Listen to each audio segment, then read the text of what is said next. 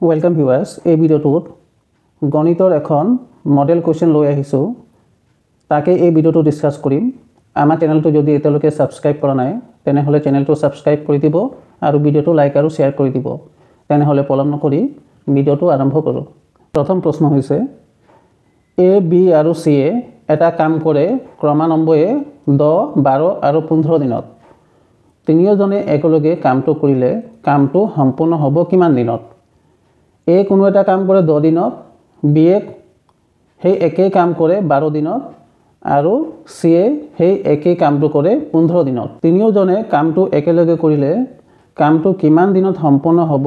তাকে উলিয়াব লাগে A কামটো কৰে 10 দিনত B কামটো কৰে 12 দিনত আৰু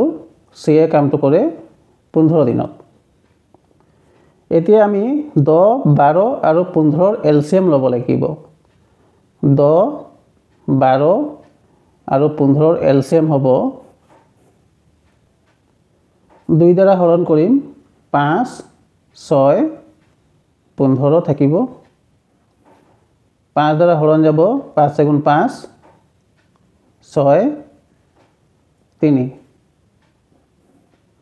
3 দ্বাৰা হৰণ যাব 3 দুগুণ 6 3 গুণ 3 5 দুগুণ 10 10 লগত 3 পূৰণ কৰিলে হ'ব 30 30 লগত 2 পূৰণ কৰিলে হ'ব 60 10 12 আৰু 15 এলসিএম হৈছে 60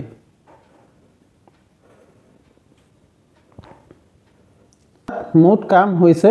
60 ইউনিট এতিয়া 60ক 10 ৰে হৰণ কৰিব লাগিব 60ক 10 ৰে হৰণ কৰিলে হ'ব 6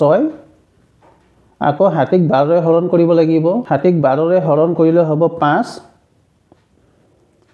60ক 15 ৰে হৰণ কৰিব লাগিব 60ক 15 ৰে হৰণ কৰিলে হ'ব 4 A এদিনত কামটো কৰিব 6 ইউনিট B এদিনত কামটো কৰিব 5 ইউনিট আৰু C এদিনত কামটো কৰিব 4 ইউনিট তিনিওজনে একেলগে মোট কাম কৰিব 6 যোগ 5 যোগ 4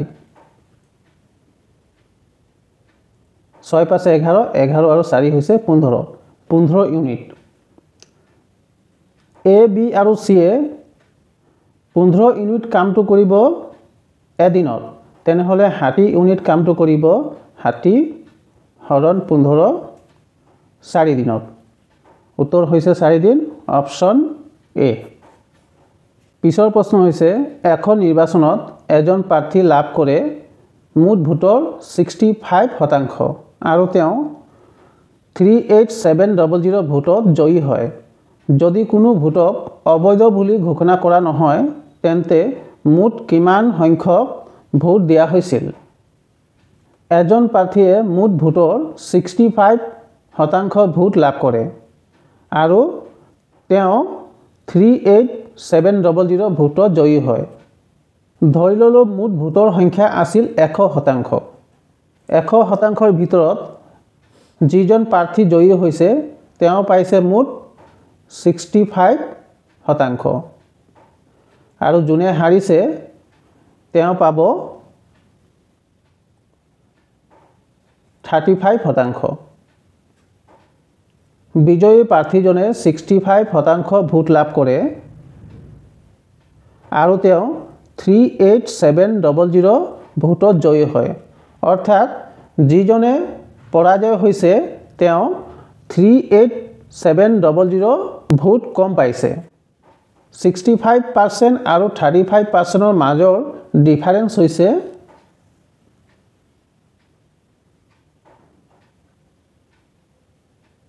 30% এই 30%ৰ মানে হৈছে 38700 ভোট 30%ৰ ভোটৰ মান হৈছে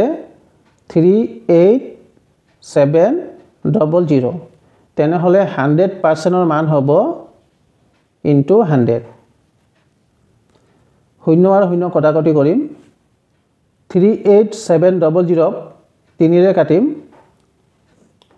3 গুণ 3 3 দুগুণ 6 ইয়াত আছে 2 আৰু 7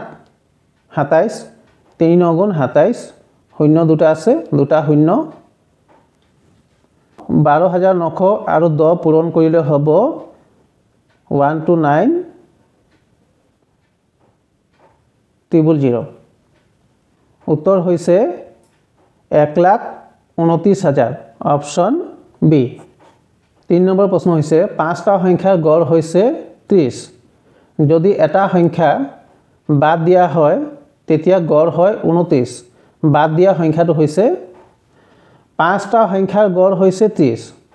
অৰ্থাৎ এটা সংখ্যা হ'ব 30কৈ। 30কৈ এটা সংখ্যা হ'লে 5টা সংখ্যা হ'ব, 5টা সংখ্যাৰ মুঠ যোগফল হ'ব 150। যদি এটা সংখ্যা বাদ দিয়া হয় তেতিয়া গড় হয় 29। এটা সংখ্যা বাদ দিলে সংখ্যা হ'ব 4টা আৰু গড় হয় 29। 29ৰ লগত 4 পূৰণ কৰিলে হ'ব 4 × 9 = 36, 4 × 2 = 8, 3 = 11, 116। 5টা সংখ্যাৰ সমষ্টি হৈছে 150 আৰু 4টা সংখ্যাৰ সমষ্টি হৈছে 116। 150ৰ পৰা 116 বিয়োগ কৰিলে হ'ব 4, 3, 34। বাদ দিয়া সংখ্যাটো হৈছে 34। উত্তৰ হৈছে অপশ্যন চি। 4 নম্বৰ প্ৰশ্ন, এখন চকী 400 টকাত বিক্ৰী কৰিলে 25% লাভ হয়। চকীখনৰ ক্ৰয় মূল্য হৈছে 400 টকাত বিক্ৰী কৰিলে 25% লাভ হয়। চকীখনৰ ক্ৰয় মূল্য কিমান হ'ব উলিয়াব লাগে। 25% লাভ মানে কোনো এটা সামগ্ৰীৰ ক্ৰয় মূল্য 100 টকা হ'লে বিক্ৰী মূল্য হ'ব 125 টকা। 125 টকা বিক্ৰী মূল্যৰ ক্ৰয় মূল্য হৈছে 100 টকা। তেনেহ'লে 400 টকা বিক্ৰী মূল্যৰ ক্ৰয় মূল্য হ'ব পূৰণ 400। 125 কাটিম 4, 125ক 25 কাটিম 5, 400ক 5 কাটিম 80, 4 আৰু 80 পূৰণ কৰিম 320 টকা। চকীখনৰ ক্ৰয় মূল্য হৈছে 320 টকা। উত্তৰ হৈছে অপশ্যন বি। 2 বছৰত 5% সুতৰ হাৰত 400 টকাৰ সৰল সুত আৰু চক্ৰবৃদ্ধি সুতৰ পাৰ্থক্য কিমান হ'ব? 400 টকাৰ 2 বছৰত 5% সৰল সুতত চক্ৰবৃদ্ধি সুত আৰু সৰল সুতৰ পাৰ্থক্য উলিয়াব লাগে। সৰল সুতৰ ফৰ্মুলাটো হৈছে I = PRT / 100। ইয়াত I হৈছে সৰল সুত, P হৈছে মূলধন, R হৈছে সুতৰ হাৰ, T হৈছে সময়। মূলধন দিয়া আছে 400, সুতৰ হাৰ দিয়া আছে 5% আৰু সময় দিয়া আছে 2 বছৰ। 0 আৰু 0 কটাকটি কৰিম। 5 আৰু 4 হৈছে 20, 20ৰ লগত 2 পূৰণ কৰিলে হ'ব 40। 400 টকাৰ 5% সুতৰ হাৰত 2 বছৰত সৰল সুত হৈছে 40 টকা। এতিয়া আমি চক্ৰবৃদ্ধি সুত উলিয়াব লাগিব। চক্ৰবৃদ্ধি সুতৰ ফৰ্মুলাটো হৈছে A = P 1 + R/100 power n। P হৈছে মূলধন, মূলধন দিয়া আছে 400, R হৈছে সুতৰ হাৰ, সুতৰ হাৰ দিয়া আছে 5%, 1 + R/100, R ৰ মান হ'ব 5। 100ৰ লগত 1 পূৰণ কৰিলে হ'ব 100 যোগ 100ৰ লগত 100 হৰণ কৰিলে হ'ব 1, 1ৰ লগত 5 পূৰণ কৰিলে হ'ব 5, 100 আৰু 5 যোগ কৰিলে হ'ব 105, তলত আছে 100, 100 ভাগৰ 105। n হৈছে সময়, সময় হৈছে 2 বছৰ, অৰ্থাৎ n ৰ মান হ'ব 2, 100 ভাগৰ 105 হ'ব 2 বাৰ। 0 আৰু 0 কটাকটি কৰিম। 100ক 4 কাটিম 25, 25ক 5 কাটিম 5, 105ক 5 কাটিম 21, 105ক 5 কাটিম 21, 21 আৰু 21 পূৰণ কৰিলে হ'ব 441। চক্ৰবৃদ্ধি সুত হ'ব 441 বিয়োগ 441 টকা। চক্ৰবৃদ্ধি সুত হৈছে 41 টকা আৰু সৰল সুত হৈছে 40 টকা। চক্ৰবৃদ্ধি সুত আৰু হৰৰ সুতৰ পাৰ্থক্য হ'ব 41 বিয়োগ 40 1 টকা উত্তৰ হৈছে 1 টকা অপশ্যন সি পিছৰ প্ৰশ্ন হৈছে তলৰ কোনটো ভগ্নাংশ আটাইতকৈ ডাঙৰ এই ভগ্নাংশ কেইটাৰ ভিতৰত কোনটো আটাইতকৈ ডাঙৰ হ'ব উলিয়াব লাগে 7 ভাগৰ 6 11 ভাগৰ 10 15 ভাগৰ 14 13 ভাগৰ 12 তলৰ সংখ্যা ডাঙৰ ওপৰৰ সংখ্যা সৰু ভগ্নাংশটো হৈছে প্ৰকৃত ভগ্নাংশ তলৰ সংখ্যা সৰু আৰু ওপৰৰ সংখ্যা ডাঙৰ থাকিলে ভগ্নাংশটো হ'ব অপ্ৰকৃত ভগ্নাংশ 6 আৰু 7 ৰ মাজৰ ডিফাৰেন্স হৈছে 1 10 আৰু 11 ৰ মাজৰ ডিফাৰেন্স হৈছে 1 14 আৰু 15 ৰ মাজৰ ডিফাৰেন্স হৈছে 1 12 আৰু 13 ৰ মাজৰ ডিফাৰেন্স হৈছে 1 ডিফাৰেন্স কেইটা গোটেই কেইটা সমান যদি ভগ্নাংশ কেইটা প্ৰকৃত ভগ্নাংশ হয় আৰু ডিফাৰেন্স যদি সমান হয় তেতিয়া যিটো ভগ্নাংশৰ ওপৰৰ সংখ্যা ডাঙৰ থাকিব সেই ভগ্নাংশটোই হ'ব আটাইতকৈ ডাঙৰ ভগ্নাংশ ইয়াত আটাইতকৈ ডাঙৰ সংখ্যাটো হৈছে 14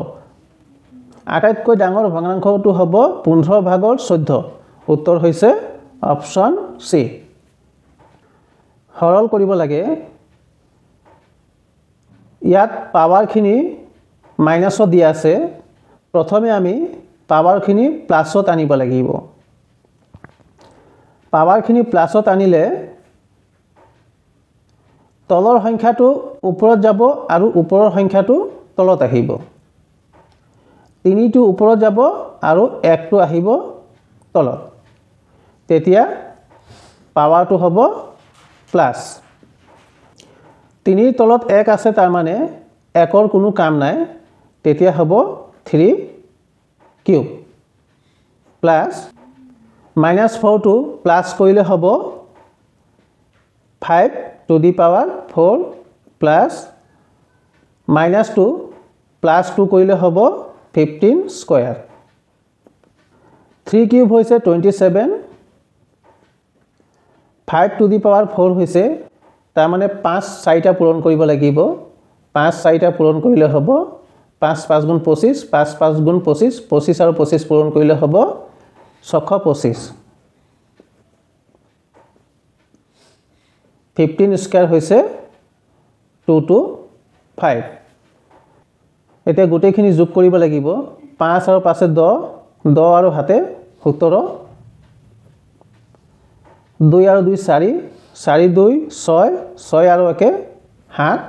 2 আৰু 6 হৈছে 8 উত্তৰ হৈছে 877 অপশ্যন বি এটা বৰ্গক্ষেত্ৰৰ বাহুৰ দৈৰ্ঘ্য 10% বৃদ্ধি কৰিলে বৰ্গক্ষেত্ৰটোৰ ক্ষেত্ৰফল কিমান শতাংশ বৃদ্ধি হ'ব এটা বৰ্গক্ষেত্ৰৰ 4টা বাহু থাকে সমান এই বৰ্গক্ষেত্ৰটোৰ প্ৰতিটো বাহু যদি 10% বৃদ্ধি কৰা হয় তেনেহলে ইয়াৰ ক্ষেত্ৰফল কিমান বৃদ্ধি হ'ব তাকে উলিয়াব লাগে বৰ্গক্ষেত্ৰৰ ক্ষেত্ৰফলৰ সূত্ৰ হৈছে বাহু স্কয়াৰ বা দৈৰ্ঘ্য পূৰণ দৈৰ্ঘ্য লিখিব পাৰো যদি আমি বাহুৰ মান 10 সেন্টিমিটাৰ ধৰো 10 সেন্টিমিটাৰ ধৰিলে বৰ্গক্ষেত্ৰটোৰ কালি হ'ব 100 বৰ্গ সেন্টিমিটাৰ প্ৰতিটো বাহুক যদি 10% বৃদ্ধি কৰা হয় 10 সেন্টিমিটাৰটো হ'ব 11 সেন্টিমিটাৰ 10% মানে হৈছে 100 ভাগৰ 10 পূৰণ 10 সেন্টিমিটাৰ 0 আৰু 0 কটাকটি কৰিম 0 আৰু 0 কটাকটি কৰিম বৃদ্ধি হ'ব 1 সেন্টিমিটাৰ 10% বৃদ্ধি কৰিলে 10 সেন্টিমিটাৰটো হ'ব 11 সেন্টিমিটাৰ বৰ্গক্ষেত্ৰৰ ক্ষেত্ৰফল হৈছে বাহু স্কয়াৰ বাহুৰ মাপ হৈছে 11 স্কয়াৰ 11 স্কয়াৰ হৈছে 121 সেন্টিমিটাৰ স্কয়াৰ বৃদ্ধি হ'ব 121 বিয়োগ 100 21% উত্তৰ হৈছে অপশ্যন বি x + 1/x ৰ মান দিয়া আছে √5 x to the power 4 + 1/x to the power 4 ৰ মান উলিয়াব লাগে x to the power 4 plus 1 by x to the power 4 মান ওলাওঁতে প্ৰথমে আমি x square plus 1 by x স্কয়াৰৰ মান উলিয়াব লাগিব x প্লাছ 1 বাই x ৰ মান দি আছে 5 x square plus 1 by x স্কয়াৰৰ মান ওলাওঁতে যিটো মান দিয়া আছে